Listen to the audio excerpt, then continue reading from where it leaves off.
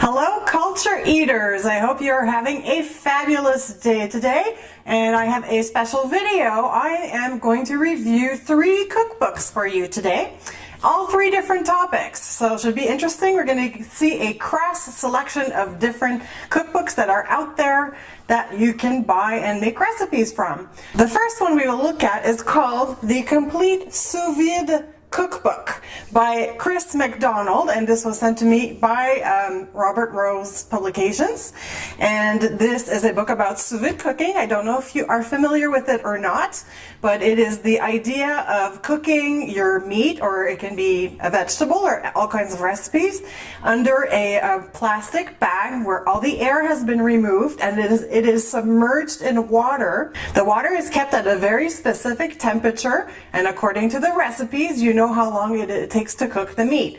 This is a way of guaranteeing they will never overcook meat and everything will remain tender.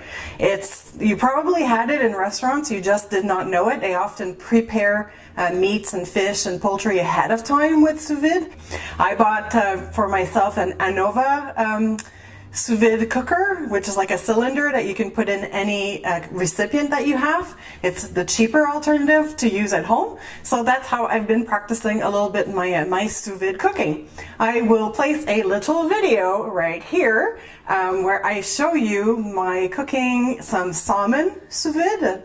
As you can see, I'm putting the bag in the water, submerging it, leaving it a little open. By putting it in the water, it pressures all the air out of the bag, and that's where I then close the bag completely. I do that for every piece of fish, and then you keep it underwater, and I have it at a set temperature and leave it to cook until it is ready.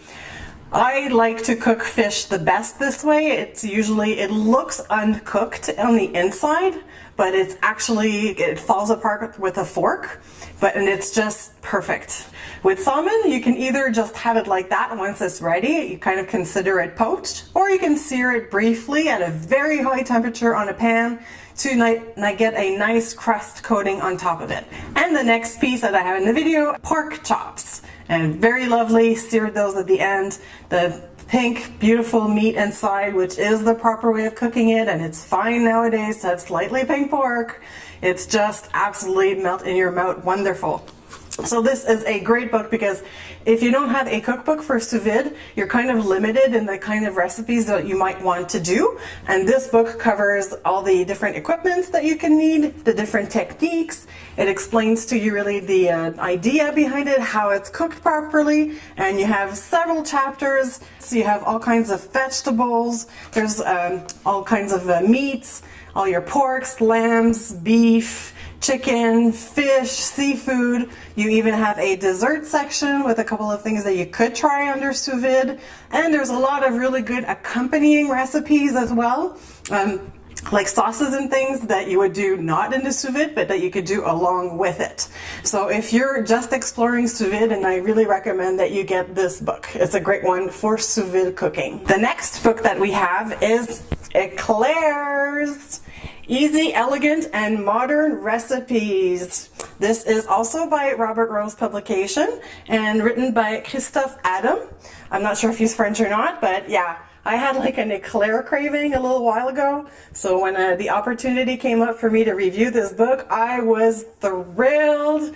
Again, just showing you an image here. You can click to the link above.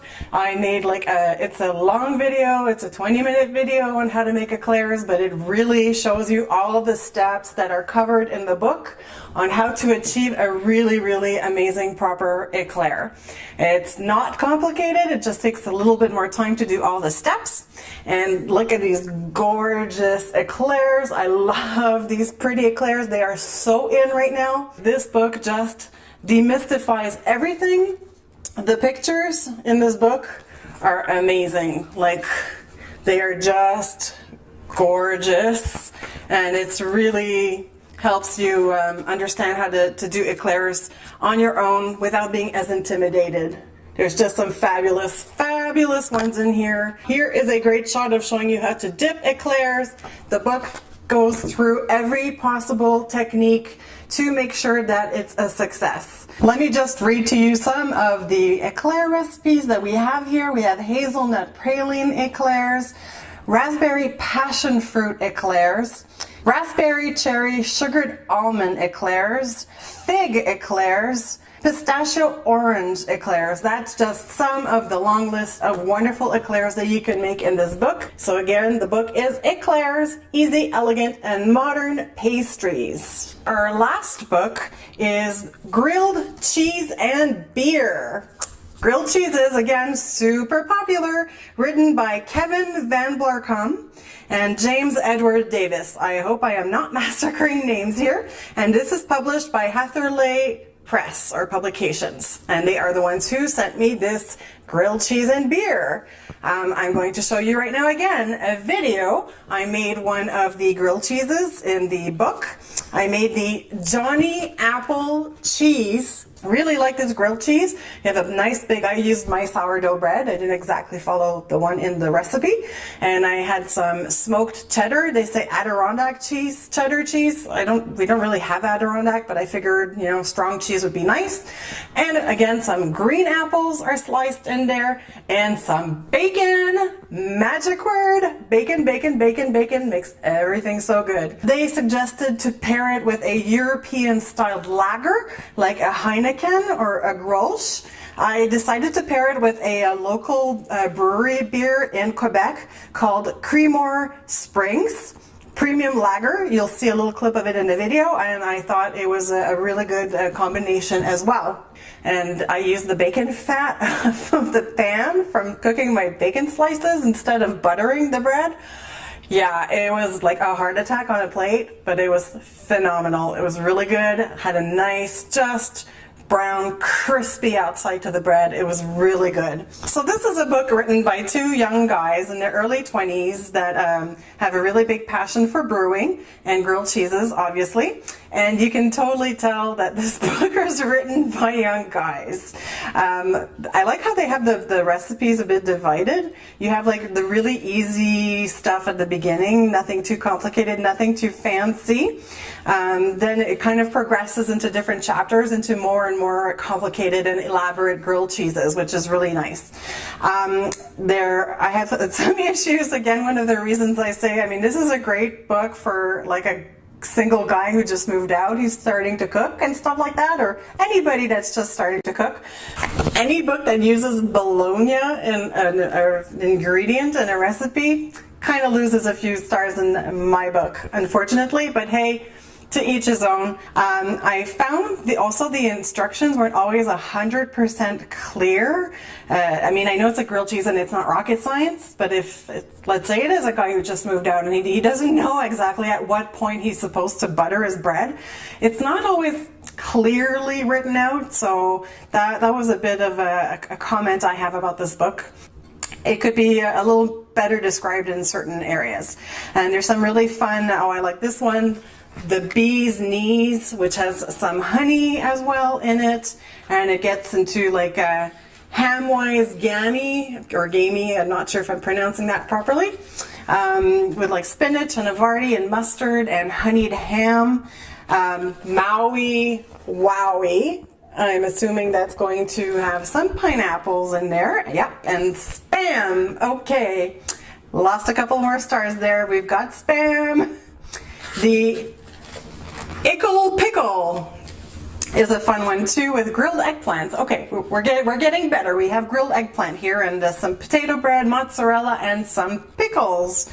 And let's say if we get a little bit more in the, we have like a super Italian stallion with lots of some red peppers and capicoli and prosciutto and sopressata, so nice variety of different cured meats. So, you know, it kind of gets better and better.